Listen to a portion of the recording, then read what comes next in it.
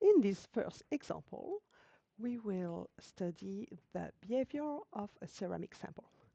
So some data have been recorded when pulling on a ceramic sample, and we have already the information that we have is the strain and the stress.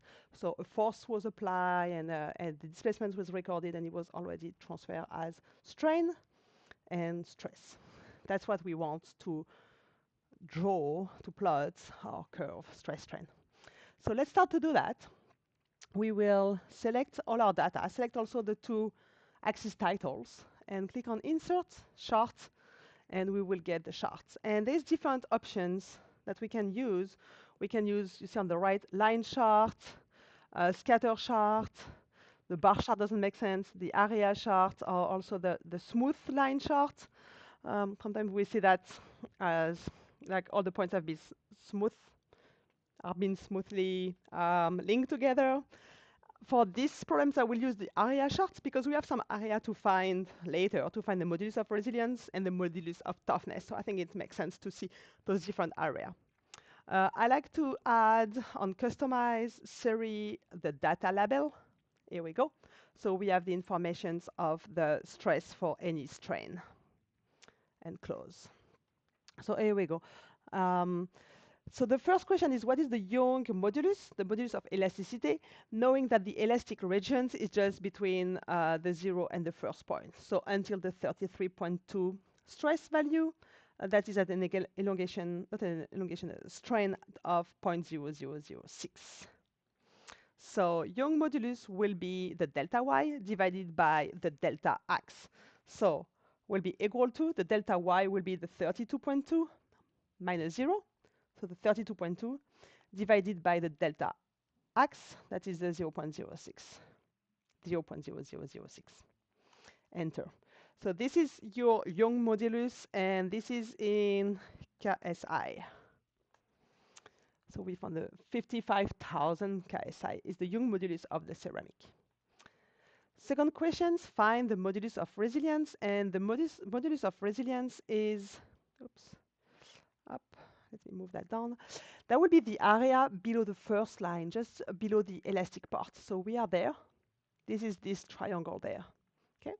So area of a triangle, that will be the 8 times the base divided by 2. So the 8, 32.2 times the base, that is the 0.0006, and divide by 2.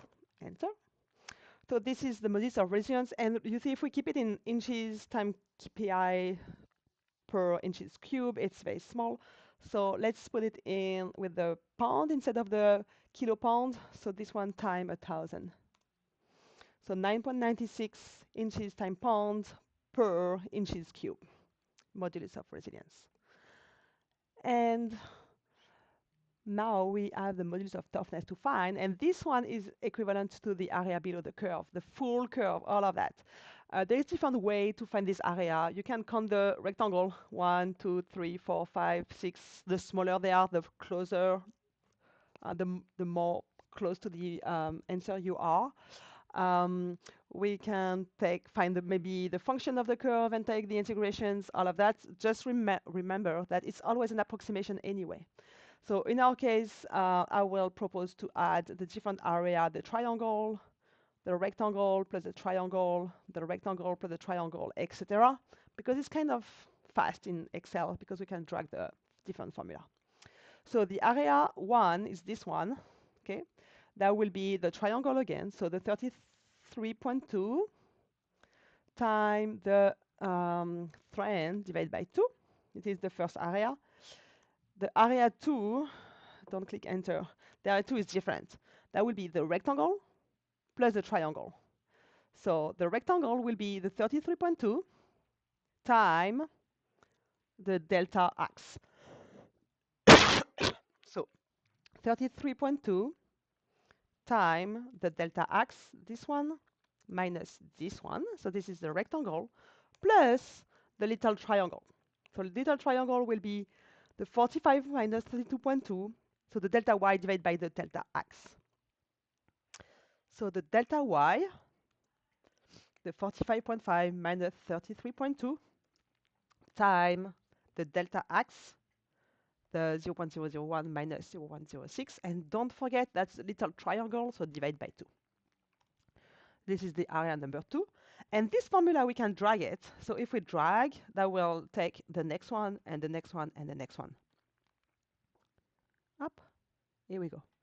So you see, if we look at this one, for example, this formula with the 7 and the 8 rows, that's between those values. And okay, I already plugged that formula, but this one is the sum of all the area. Oops, I did the sum of all of them.